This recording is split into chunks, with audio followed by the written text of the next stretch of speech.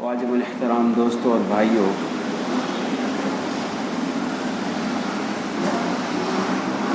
انسان سوسائٹی میں بڑی مشکل سے اور بڑی مشقت سے اپنا ایک مقام پیدا کرتا ہے۔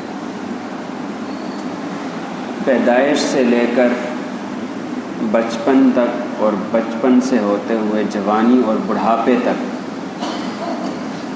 انسان کی پوری زندگی اپنا کیریئر بناتے گزر جاتی ہے۔ کوئی ایک موڑ ایسا نہیں ہے جس پر پہنچ کر انسان یہ سمجھتا ہے کہ اب میں پرفیکٹ ہو گیا ہوں، اب میں کامل ہو گیا ہوں، بلکہ ہر دن وہ یہ سوچتا ہے کہ میں نے اگلے دن کے لیے کیا کرنا ہے، میرے اسٹیٹس میں مزید کتنی گنجائش باقی ہے، مجھے مزید کتنی شہرت چاہیے، مجھے مزید کتنی دولت چاہیے، معاشرے میں مجھے مزید کتنا مقام و مرتبہ چاہیے، مجھے کتنی محبتیں چاہیے، مجھے کتنی عزت چاہیے۔ یہ وہ طلب ہے جس طلب میں انسان پوری زندگی لگا دیتا ہے اور کبھی بھی اس کی یہ پیاس نہیں بجھتی، وہ ہمیشہ مزید کی طلب میں رہتا ہے۔ قرآن کریم کہتا ہے لَقَدْ خَلَقْنَا الْإِنسَانَ فِي كَبَدٍ، ہم نے انسان کو بڑی مشقتوں میں پیدا کیا۔ ابتدا سے لے کر انتہا تک انسان ہمیشہ ایک دوڑ میں ہے، جس دوڑ کا کوئی اختتام نہیں ہے، اس کی کوئی انتہا نہیں ہے، اس کا کوئی ایسا نقطہ کمال نہیں ہے جس پر پہنچ کے وہ اپنی دوڑ کو روکے۔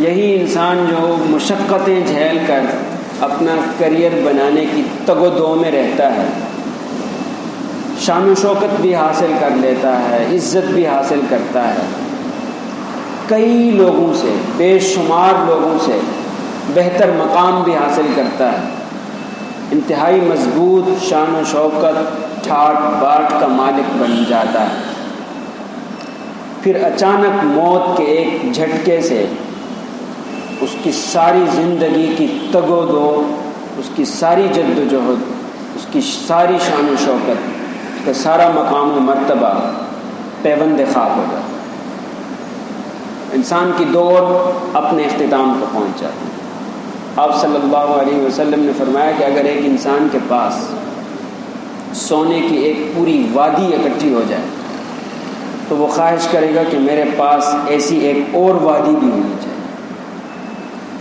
اور اگر اس کے پاس 2 وادیاں ہوں، 2 پہاڑ ہوں، تو وہ پھر بھی خواہش کرے گا کہ میرے پاس اس جیسے 2 پہاڑ اور ہونے چاہیے۔ اس کی یہ حرص، اس کا یہ لالچ، اس کی یہ طمع قبر کی مٹی پوری کر سکتی ہے اور کچھ بھی۔ کہنے کا مقصد یہ ہے کہ انسان کی جو دوڑ دھوپ ہے، انسان کی جو تگ و دو ہے، اس کا بہرحال ایک اختتام ہے۔ ہم اس کے لیے تیار ہوں یا نہ ہوں، ہم اس کی امید ابھی کر رہے ہوں یا بہت دور کا سوچ رہے ہوں، ہماری سوچ سے کوئی فرق نہیں پڑتا۔ یہ بھی انسان کی عجیب فطرت ہے کہ وہ بستر مرگ پر ہوتے ہوئے بھی اپنی زندگی کی امید کر رہا ہوتا ہے۔ آپ کبھی ان لوگوں کا بیان سنیں جو بستر مرگ پہ ہوتے ہیں، اگر وہ کوئی بڑی شخصیت ہے تو قوم کے لیے کسی موقع پر وہ پیغام دینا چاہتے ہیں۔ ایک کورونا کے دوران جو لوگ فوت ہوئے ہیں ان میں سے 1-2 لوگوں کو میں نے سنا، جس میں ایک یہ بھی کہہ رہا ہے کہ یعنی انسان کو زندگی کی ابھی کتنی امید باقی ہے کہ میں کافی صحت مند ہو گیا ہوں، بہت جلد میں آپ کے درمیان ہوں گا، ہم کورونا کو بہت جلد شکست دے دیں گے، اور 2 دن بعد وہ فوت ہو جائے۔ یعنی انسان کی یہ فطرت ہے کہ وہ بستر مرگ پر بھی ہوتا ہے تب بھی اس کو امید زندگی کی ہوتی ہے۔ کوئی بھی یہ نہیں کہتا کہ میں جانے والا ہوں، الا ماشاء اللہ، لیکن بہرحال وہ چلا جاتا ہے، وہ اس دنیا سے گزر جاتا ہے۔ بس یہاں سے ایک اور جہان کا آغاز ہوتا ہے جس پر آج گفتگو کرنا مقصود ہے، کہ ایک عالم دنیا ہے اور ایک عالم آخرت ہے، اور ان دونوں کے بیچ ایک اور عالم ہے جس کو عالم برزخ کہتے ہیں۔ قرآن کریم کہتا ہے کہ حتی اذا جاء قال رب ارجعون، جب کسی شخص کو موت آتی ہے یا جب کسی شخص کے پاس موت کا فرشتہ آتا ہے تو وہ موت کے فرشتے سے کہتا ہے، موت کے فرشتے کو دیکھ کر کہتا ہے، موت کو اپنے سامنے پا کر کہتا ہے کہ رب ارجعون لعلی اعمل صالحا فیما ترکت کلا، اے میرے پروردگار مجھے تھوڑا سا موقع دے دیجیے، ایک بار مجھے دوبارہ موت کے منہ سے نکال کر صحیح سلامت دنیا میں واپس لوٹا دیجیے ایک بار۔ یہ انسان کی خواہش ہوتی ہے عین موت کے وقت۔ دیکھیں موت کا ذائقہ ہر ایک نے چکھنا ہے، لیکن جو چکھتا ہے وہ بتا نہیں پاتا کہ میں نے اس کو کیسا محسوس کیا ہے۔ سارا مسئلہ یہ ہے، ہر کوئی موت کا ذائقہ چکھ کے گزر جاتا ہے، وہ ایک دفعہ واپس مڑ کے آئے اور ہمیں بتائے کہ اس نے کیا چکھا تو واقعی ہماری آنکھیں کھل جائیں۔ حضرت عمرو بن عاص رضی اللہ تعالیٰ عنہ ایک صحابی ہیں، وہ یہ بات کہتے تھے کہ مجھے تعجب ہے کہ ہر بندہ مرتا ہے لیکن بتاتا کوئی نہیں ہے کہ مجھے کن مراحل سے گزرنا پڑا ہے، کن سختیوں سے گزرنا پڑا ہے۔ بڑے جلیل القدر صحابی ہیں، ان کی اپنی وفات کا وقت قریب آیا تو ان کے بیٹے عبداللہ ابن عمرو ابن عاص رضی اللہ، وہ بھی صحابی، کہ ابا حضور آپ کہتے تھے کہ جو موت کا ذائقہ چکھتے ہیں وہ بتا نہیں پاتے، آپ آخری مراحل میں آپ ذرا بتائیے کہ آپ پہ کیا گزر رہی ہے۔ انہوں نے کہا بیٹا موت کے منہ میں تو میں نہیں گیا ہوں، لیکن موت کے قریب قریب ہوں، میں محسوس کرتا ہوں کہ میرے گلے میں اور میرے پیٹ میں کوئی تیکھی اور تیز چیز ہے جو چبھ رہی ہے، اور میں محسوس کرتا ہوں کہ فلاں پہاڑ، ایک بہت بڑے پہاڑ کا نام لیا، فلاں پہاڑ کا سارا بوجھ میرے گلے کے اوپر رکھ دیا گیا ہے، جس کا بوجھ میں برداشت نہیں کر پا رہا، اور یہ ابھی تک موت کی سکرات نہیں ہے، یہ ابھی میں موت کے نرغے میں پہنچا نہیں ہوں، واللہ عالم کہ اس سے آگے کیا ہوتا ہے۔ یہ ایک صحابی رسول ہیں جو اپنی وفات سے پہلے کے احساسات بیان کرتے ہیں۔ تو انسان کہتا ہے کہ رب ارجعون، اے پروردگار ایک بار دوبارہ صحیح سلامت موت کے منہ سے نکال کر مجھے دوبارہ دنیا میں ایک دفعہ بھیج دیجیے۔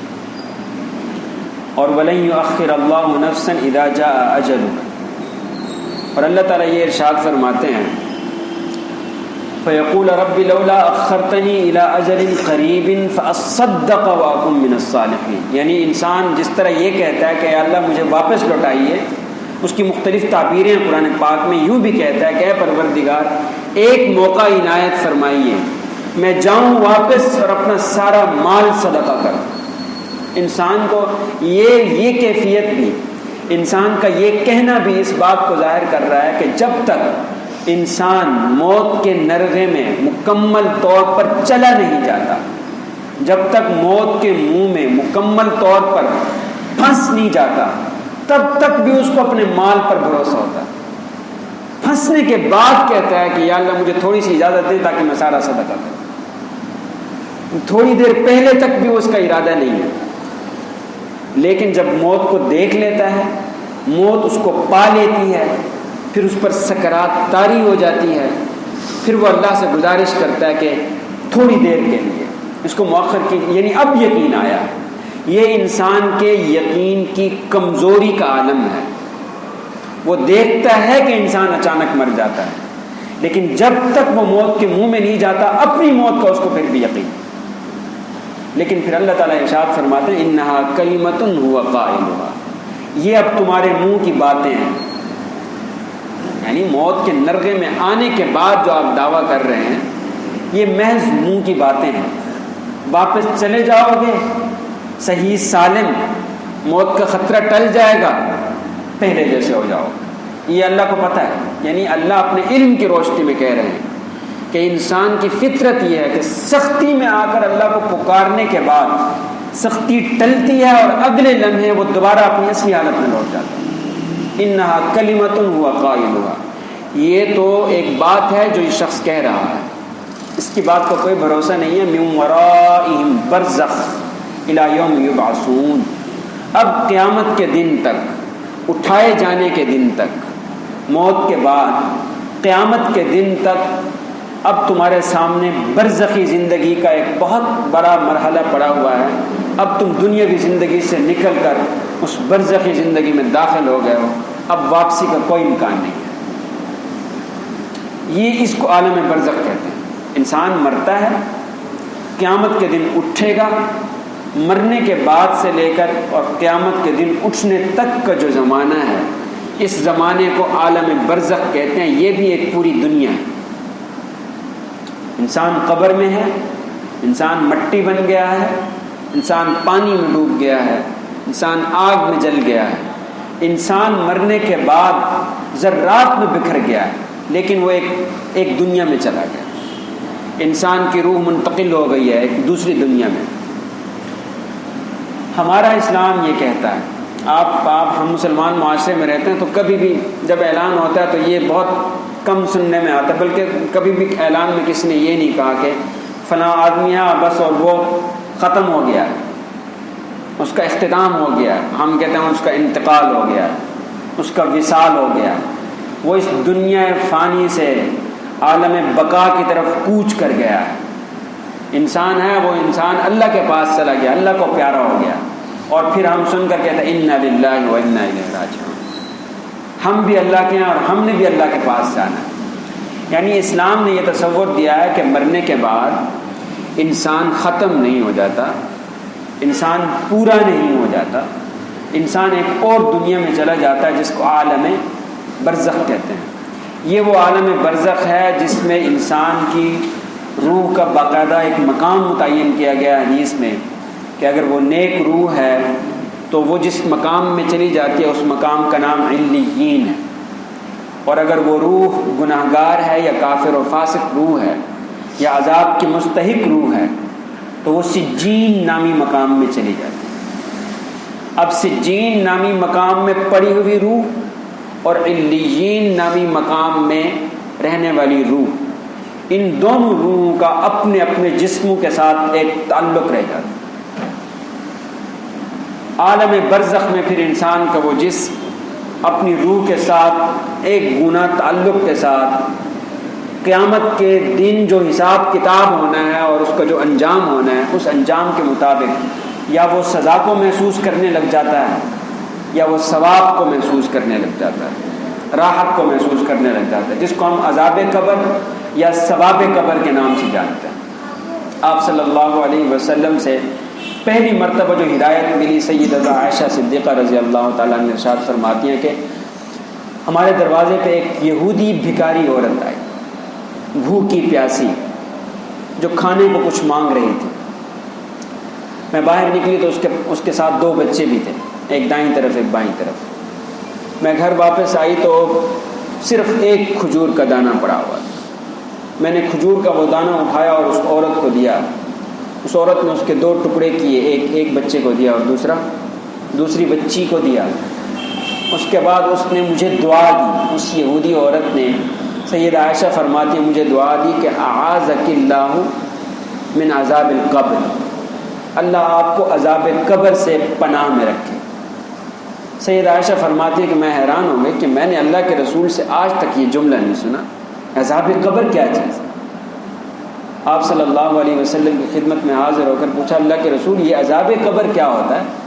ایک یہودی عورت آئی اور اس نے مجھے یہ دعا دی ہے۔ تو آپ صلی اللہ علیہ وسلم نے فرمایا کہ ان عذاب القبر لحق، عذاب قبر برحق چیز ہے، یعنی قیامت کے دن اٹھنے سے پہلے بھی ہم جس عالم میں چلے جاتے ہیں، جس کو ہم وفات کے بعد کا زمانہ کہتے ہیں، وفات کے بعد کا وہ زمانہ بھی ایک عالم ہے، ایک دنیا ہے، اس میں بھی ثواب کا ایک تصور موجود ہے، اس میں بھی راحت کا ایک تصور موجود ہے، اس میں بھی عذاب اور تکلیف کا ایک تصور موجود ہے۔ وہ عذاب کس نوعیت کا ہوگا اس کی کئی مثالیں احادیث میں آئی ہوئی، فلاں فلاں عذاب ہوگا، فلاں فلاں ثواب ہوگا۔ مثلا حدیث میں آیا ہے کہ اگر ایک نیک روح قبر کے سپرد جب کی جاتی ہے، اگر اپنے اعمال کی وجہ سے اور اللہ کے فضل و کرم کے نتیجے میں اس کے مقدر میں جنت لکھی ہوئی ہے تو پھر قبر میں جاتے ساتھ ہی اس کی قبر کو جنت کا باغ بنا دیا جاتا ہے۔ اس قبر کو فرمایا کہ مٹی کا گڑھا مت سمجھو، یا تو یہ روضۃ من ریاض الجنہ ہے یا حفرۃ من حفر النار ہے، یا تو جنت کے باغیچوں میں سے ایک باغیچہ ہے یا جہنم کے گڑھوں میں سے ایک گڑھا ہے۔ یعنی ہم جب بھی میت کو سپرد کر رہے ہیں تو گویا کہ مٹی کے گڑے کے سپرد نہیں کر رہے، ہم ایک پوری دنیا کے سپرد کر رہے ہیں، اس کے ساتھ ایک سلوک ہونے والا ہے اور یقیناً ہونے والا ہے۔ سیدنا عثمان رضی اللہ تعالیٰ عنہ کے بارے میں آتا ہے کہ جنت جہنم کے تذکروں پر بھی کبھی وہ اتنا نہیں روئے جتنا وہ قبر کا نام سن کر رونے لگ جاتے تھے، اور پوچھنے پر بتاتے تھے کہ تنہائی کا گھر ہے، یہ آخرت کی منزلوں میں سے پہلی منزل ہے، یہ مجھے سب سے زیادہ خوفناک لگتی ہے، اگر اس میں بھی اللہ نے کرم فرما دیا تو پھر اگلی منزلیں خود بخود آسان ہو جائیں گی۔ تو جس تنہائی کے گھر میں انسان نے موت کے پہلے جھٹکے کے فوراً بعد چلے جانا ہے، اس تنہائی کے مقام کے لیے تیاری کی بڑی ضرورت ہے۔ فقیہ ابو اللیث سمرقندی رحمۃ اللہ علیہ ایک بہت بڑے فقیہ گزرے 1000 سال پہلے کے بعد، 373 میں ان کا وفات ہے، وفات کا سال۔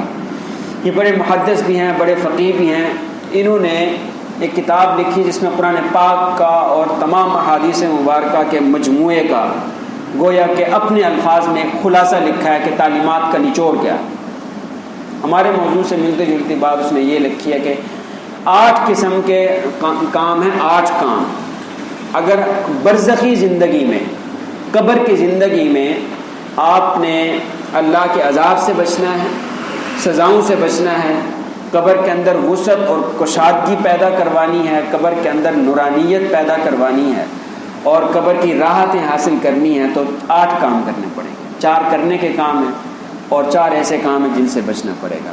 پہلا کام ارشاد فرمایا، وقت بہت کم ہے، محافظۃ الصلاۃ، نماز کی پابندی ہے، دن میں 5 وقت نمازوں کی پابندی، یہ پہلا کام ہے جو عذاب قبر سے حفاظت کا کام کرے گا، اور یہ ظاہر ہے کہ بہت اہم کام بھی ہے۔ جب اللہ تعالیٰ نے یہ ارشاد فرمایا کہ نماز تمام قسم کی بے حیائیوں اور برائیوں سے روکتی ہے، اگر نماز کی اس صفت کو دیکھا جائے، اس وصف کو دیکھا جائے، یا نماز کے اس فلسفے کو دیکھا جائے، تو نماز ہی کے اندر ساری بات پوری ہو جاتی ہے۔ جب ہم اللہ کے سامنے کھڑے ہوتے ہیں اور اللہ کے سامنے اپنی حاضری لگاتے ہیں اور اللہ کے ساتھ ملاقات کرتے ہیں، ملاقات کرنے کے بعد توبہ کرتے ہیں، دعا کرتے ہیں، پھر اس سارے عمل کے بعد باہر چلے جاتے ہیں، پھر ہمیں دنیا اپنی طرف کھینچتی ہے، نفس گناہوں کی طرف راغب کرتا ہے، تو ہمارے ذہن میں جو سب سے پہلی بات آتی ہے وہ یہ ہے کہ ظہر کو پھر اللہ کے پاس جانا ہے، ظہر کو پھر اللہ کو منہ دکھانا ہے، عصر کو پھر اللہ سے ملاقات کرنی ہے، مغرب کو پھر اللہ کے سامنے ہاتھ اٹھانے ہیں۔ تو کس منہ سے ہاتھ اٹھاؤں گا، کس منہ سے ملاقات کروں گا؟ اللہ کے سامنے بار بار کی یہ حاضری اور اس حاضری کا احساس ہمیں برائیوں سے پھر روکتا ہے۔ فرمایا کہ نمازوں کی پابندی کرنی پڑے گی، صدقات کا اہتمام کرنا پڑے گا۔ فرمایا کہ ان الصدقۃ لتطفئ غضب الرب وتدفع میتۃ السوء، صدقہ جو ہے وہ آپ کے پروردگار کے غصے کو ٹھنڈا اور بری موت سے بچاتا ہے۔ تو عذاب قبر سے بچنے کا دوسرا راستہ بتایا کہ صدقہ کرنا پڑے گا۔ پھر قراءۃ القرآن کا ارشاد فرمایا کہ قرآن پاک کی کثرت کے ساتھ تلاوت کا اہتمام یہ بھی ضروری ہے۔ اور چوتھے نمبر پر ارشاد فرمایا کثرت التسبیح، اللہ کی حمد و ثنا بیان کرنا، تسبیحات، سبحان اللہ، الحمدللہ، ولا الہ الا اللہ، واللہ اکبر، ان تسبیحات کا اہتمام کرنا پڑے گا۔ اور 4 چیزیں ارشاد فرمائیں کہ ان سے بچنا پڑے گا اگر عذاب قبر سے بچنا ہے، اور ان 4 کا تعلق ہماری سوشل لائف کے ساتھ ہے، معاشرتی زندگی کے ساتھ ہے، ہمارا اپنا جو آپس میں لین دین ہے، ہمارے آپس کے جو معاملات ہیں، بس ان 4 باتوں کا خلاصہ یہ ہے کہ ہمیں انسان کے ساتھ اپنے معاملات کو درست کرنا پڑے گا۔ اگر آپ ان 8 باتوں کا خلاصہ نکالیں گے تو اس کا مطلب یہ ہوگا کہ آپ نے حقوق اللہ کا بھی خیال رکھنا ہے اور حقوق العباد کا بھی خیال رکھنا ہے۔ پہلی 4 باتوں کا تعلق حقوق اللہ کے ساتھ ہے، اور آخری 4 باتوں کے بارے میں فقیہ ابو اللیث فرماتے ہیں کہ سب سے پہلی بات یہ ہے کہ جھوٹ سے بچنا پڑے گا۔ جھوٹ بولنے والا انسان عذاب قبر سے نہیں بچ پائے گا۔ نمبر 2، خیانت سے بچنا پڑے گا۔ خیانت، امانت میں خیانت کرنا، ایک پیسوں کی امانت ہوتی ہے، ہمارے پاس کوئی اپنی دولت رکھواتا ہے، اپنا مال رکھواتا ہے، اور جوں کا توں وہ مال اس کو واپس کرنا پڑتا ہے۔ امانت کا تقاضا یہ ہے، ایک امانت کا یہ مفہوم ہے، اور ایک خیانت کا یہ مفہوم ہے کہ آپ اس کے اندر کوئی گڑبڑ کرتے ہیں۔ امانت کا مفہوم ہے بہت وسیع. آپ سے اگر کوئی مشورہ مانگتا ہے تو پرخلوص مشورہ دینا آپ کی ذمہ داری ہے، یا آپ کے ذمہ اس کی امانت. آپ کے سامنے اگر کوئی اپنا راز رکھتا ہے، آپ کے ساتھ کوئی خفیہ گفتگو کرتا ہے، تو اس گفتگو کو اپنے سینے میں محفوظ رکھنا اور کسی کے سامنے اس گفتگو کا اظہار نہ کرنا، یہ بھی امانت ہے. اور اگر آپ کرتے ہیں تو یہ خیانت. یعنی آپ کسی کا راز فاش نہیں کر سکتے، ورنہ آپ خائن ہیں، آپ خیانت کے مرتکب ہو رہے ہیں. جھوٹ سے پرہیز، خیانت سے پرہیز، چغلی سے پرہیز. چغلی وہ واحد برائی ہے جو اس وقت ہمارے جھگڑوں اور لڑائیوں کا سب سے بڑا باعث. آپ کے گھر میں دو افراد کے درمیان یا آپ کے محلے میں دو افراد کے درمیان چھوٹی سی بھی اختلافی بات کا چغل خور اگر سراغ لگا لے، اس کے کانوں میں بھنک پڑ جائے کہ دو بندوں کے درمیان اختلافات پیدا ہونا شروع ہو گئے، بس چغل خور کی ذمہ داری شروع ہو جاتی ہے، چغل خور کا کام شروع ہو جاتا ہے. چغل خور جا کے آپ کے مخالف کے سامنے آپ کے بارے میں کوئی نہ کوئی منفی بات کرے، آپ مزید دور ہو جائیں. جس سے آپ کے اختلافات پیدا ہونا شروع ہوئے تھے، بڑی محبت کا تعلق تھا، اس چغلی کے نتیجے میں آپ اس سے ایک گز اور دور ہو جاتے ہیں، اور آپ دور ہوتے ہیں، وہ ابھی تک نہیں ہوا ہوتا، تو یہ شخص دوبارہ اس کے پاس چلا جاتا ہے. ظاہر ہے کہ اس نے آپ کے سامنے آپ کے مخالف کی اگر کوئی بات رکھی ہے تو آپ کے منہ سے بھی تو کچھ سنے گا، بس وہ سن کر چلا جاتا ہے ادھر، پھر اس بات کا بتنگڑ بڑھا کر دوسرے کو بتاتا ہے اور پھر اس سے سنتا ہے. بس یہ بیچ میں چغل خور اب ان کو لڑانے کے لیے سرگرم ہو جاتا ہے. اس چغل خور کی کوئی نجات نہیں ہے. آپ صلی اللہ علیہ وسلم نے فرمایا کہ یہ چغل خور جنت میں داخل نہیں ہوگا. لا يدخل الجنت قطات. یہ ماحول اور معاشرے میں جھگڑے کا اور فساد کا سب سے بڑا ذریعہ ہے. تو چغل خور کے بارے میں بھی فرمایا کہ عذاب قبر سے نہیں بچ پائے گا. اور آخری جو حدیث پاک میں بھی آتا ہے وہ ہے پیشاب کی چھینٹوں سے بچنے کا اہتمام، یعنی گندگی سے اپنے آپ کو بچانے کا اہتمام کریں. صفائی کا، طہارت کا اور پاکیزگی کا ہر وقت ایک مسلمان کو خیال رکھنا چاہیے. یہ عذر جو ہے یہ ایک مسلمان کی شان کے خلاف ہے کہ نماز کا وقت اور وہ کہے کہ میرے کپڑے ناپاک ہیں. مسلمان کے کپڑوں کو 24 گھنٹے پاک رہنا چاہیے. مسلمان کے جسم کو 24 گھنٹے پاک رہنا چاہیے. زیادہ سے زیادہ جس چیز کی ضرورت ہو وہ وضو ہے. بس وضو کے علاوہ آپ ہر قسم کی پاکی میں ہوں. یہ اہل ایمان کی شان ہے. الطہور نصف الایمان فرمایا، شطر الایمان. صفائی جو ہے، پاکیزگی، وہ ایمان کا نصف حصہ ہے. انسان کا 24 گھنٹے پاکی کی حالت میں رہنا ضروری ہے، اس کے ایمان کا تقاضا ہے. اس کا یہ عذر ایک اہل ایمان کی شان کے بالکل خلاف ہے کہ وہ عبادت کے وقت کہے کہ میرا جسم ناپاک ہے یا میرا لباس ناپاک ہے. اس کے لباس کو ہر وقت پاکیزہ رہنا چاہیے. خاص طور پر ارشاد فرمایا کہ پیشاب کی چھینٹوں سے اس کو بچانا چاہیے، آداب کے ساتھ، آداب کی رعایت کرتے ہوئے انسانوں کی طرح اس کو قضاء حاجت سے فارغ ہونا چاہیے. تو یہ 4 کام ہیں جو کرنے کے نہیں ہیں، جن سے بچنا ضروری ہے. اور 4 کام پہلے وہ جن کا کرنا ضروری ہے: نمازوں کی پابندی، تلاوت قرآن، صدقہ اور کثرت التسبیح، زیادہ تسبیحات کرنا. اور 4 کام ہیں جن سے بچنا ضروری ہے: جھوٹ، خیانت، چغلی اور آخر میں پاکیزگی کا اہتمام اور ناپاکی سے بچنے کا اہتمام. ان 4 کاموں سے بچنا اور پہلے 4 کام کرنا ضروری ہے. برزخی زندگی، موت کے بعد ہم جس کے منہ میں چلے جاتے ہیں اور قیامت تک اس برزخی زندگی میں ہم نے رہنا ہے، قیامت کے دن اٹھنا ہے. تو اس برزخی زندگی کو بھی اللہ کی رحمت کو متوجہ کرنے کے لیے اس زندگی میں اور اس زندگی کی راحت کے لیے اور اس زندگی کی آسانی کے لیے یہ کام کرنے چاہیے ہر ایک مسلمان کو، تاکہ اس کی برزخی زندگی بھی کامیاب ہو. اگر برزخی زندگی کامیاب ہو جاتی ہے کہ انسان کی عالم برزخ میں وہ اللہ کی رحمت کا مستحق ٹھہرتا ہے، تو انشاءاللہ قیامت کے دن بھی اس کے تمام مناظر اس کی آسان ہو جائیں گے. اللہ تعالی ہمیں عمل کرنے کی توفیق نصیب.